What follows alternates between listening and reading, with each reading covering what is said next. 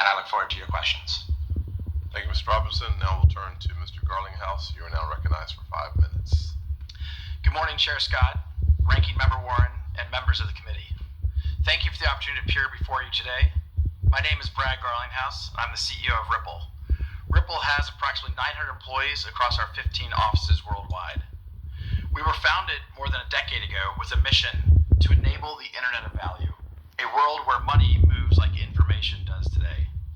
We build software products that power cross-border payments, stablecoins, and digital custody. Ripple helps financial institutions reduce friction, unlock efficiencies, and serve their customers better. These are not abstract concepts. We work every day with banks that rely on our technology to deliver real results in the global economy. Ripple leverages the XRP ledger, a decentralized, battle-tested, open-source blockchain, as well as its native digital asset, XRP, to facilitate payments. XRP is built to enable fast, low-cost, and highly scalable transactions. From the start, Ripple made the deliberate choice to work with policymakers and regulators, not around them. We have taken a compliance-first approach, operating with over 60 payment, service, crypto, and money transmitter licenses domestically and globally. With regard to the topic of this hearing, we believe smart legislation should be based on several core principles. Consumers need protection from fraud and scams. Markets need proper oversight. Bad actors need to be kept in check. And innovation must thrive. A constructive and workable framework for digital assets and stablecoins that achieves these goals will expand access to financial markets, create jobs, strengthen the economy, and put the U.S. on the path to being a global blockchain and crypto leader. For the last decade, the legal and regulatory uncertainty surrounding crypto has prohibited meaningful progress in the U.S. At Ripple, we certainly saw firsthand how the lack of clear rules of the road can be weaponized to target good actors. In turn, the technology, jobs, and tax dollars that go with it are pushed offshore, reducing regulatory oversight and putting consumers at higher risk. This has severely harmed American businesses, investors, and of most concerned, consumers. Ripple was the tip of the spear for this regulation by enforcement campaign and was subject to an enforcement action in 2020. We were the first leading U.S. company to be sued by the SEC. We and many others understood that a loss here would be a death knell for the industry.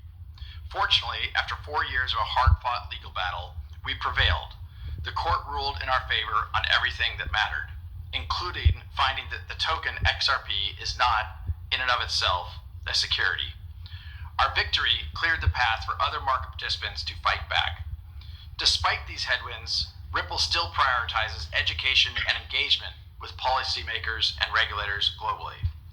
For companies to have the confidence to continue doing business in the United States, Congress should focus on passing principled and smart legislation with these critical goals in mind.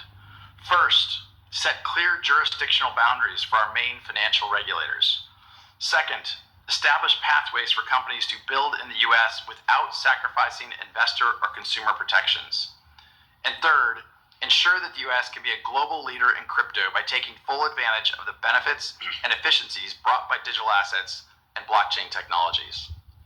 The U.S. possesses the world's deepest capital markets, the most advanced technical talent, and a spirit of innovation that has powered our nation since its founding. There is no reason we should not be the undisputed leader in digital assets and blockchain. Over 55 million Americans participate in the crypto economy today, equating to over a $3.3 trillion market cap. A smart regulatory framework for crypto market structure is essential to realize that future and is overdue.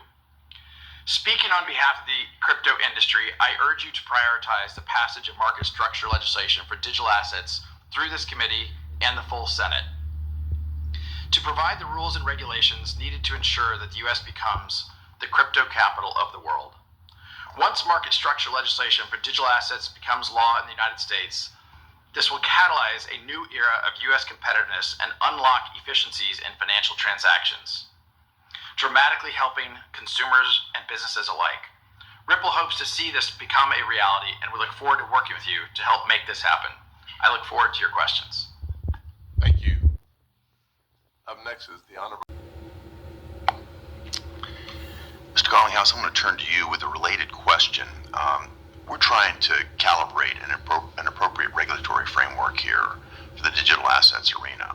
One of the concerns I have is rather than engaging with technologists, with people in the industry who are actually at the cutting edge of innovation, lawmakers, regulators could actually try to force the digital assets markets into outdated regulatory frameworks. I think that would stifle innovation, that would put us at a great disadvantage. And as we think about it, there are certain factors that are unique to the digital assets ecosystem. And what factors would you emphasize that we focus on as we think about an appropriate regulatory framework moving forward?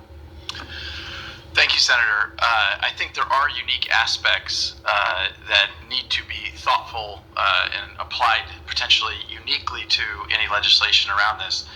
That said, I do think that where Mr. Masad and I disagree is that depending upon an SEC and CFTC to work together assumes good faith appointed officials in doing that.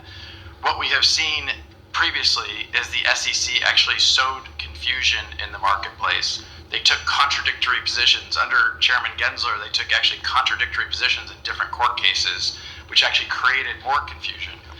And so you had federal judges saying things like the SEC was being arbitrary and capricious in their application of the law. You had federal judges saying that they were not following a, quote, faithful allegiance to the law.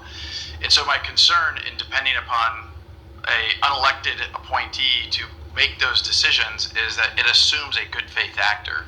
And I think what we saw in this most recent SEC was just a war against the industry at large without a consistent application of that law. Well, I think we need to put in place a sufficient framework so that we don't have to rely on the goodwill of a particular regulator, but that it's clear to them our intention. So thank you all. Appreciate the entire panel being here today. Thank you. Mr. Garlinghouse, I'd like to just kind of turn to you. I mean, I just wanted to just get your thoughts on this. I mean, do you acknowledge what Mr. Levin's saying in terms of the illicit actors, bad actors being able to utilize crypto right now? And, you know, I certainly appreciate the efforts that your company has made in terms of AML, but, you know, we're still seeing these problems. Is that something that you see and recognize as well? Ripple has always been a compliance-first company, and as I said in my early testimony, we have over 60 licenses around the world. That being said, I think anytime you see bad actors, they're looking for, as Mr. Levin said, whatever the easiest path is. They use cash, they use other assets. I've even read about them using gold. Yeah. Certainly they're also experimenting and trying to use digital assets. I think the good news has been, in many cases, they don't often understand how traceable and trackable that actually is, and it's more trackable than obviously cash. Yeah, but we're still seeing the anonymization tools being utilized, and again, a lot of that is after the fact. The difficulty, I mean, we saw North Korea right in front of the world be able to hack and take billions of dollars. We can see it moving around, but we had difficulty to be able to actually intervene. I don't discount the fact that we're never going to be able to stop it all. We can't stop it with cash. I think the problem that I see is that I used to work on counter-terrorist financing, and the sheer scale of this is enormous. You know, it's an industrialization of North Korea's ability. They don't need to counterfeit anymore. They're finding ways to be able to do this. So I just hope that we can work together with industry, because I believe that industry doesn't want to have crypto be able to utilized in this way. I worry about the trajectory, what it might do to evade sanctions and other types of efforts. And, this is something that, I hope that we can address, especially when we're talking about over $50 billion just last year being used for illicit actors in this space. So I hope that this is something we can build off from. We had some efforts in this in a bipartisan way in the Genius Act. And, I hope that we can make this a priority to make sure that we're trying to stop the terrorist groups, the cartels that we have talked about standing up against in so many different ways. And with that, I'll yield back. Senator Lummis.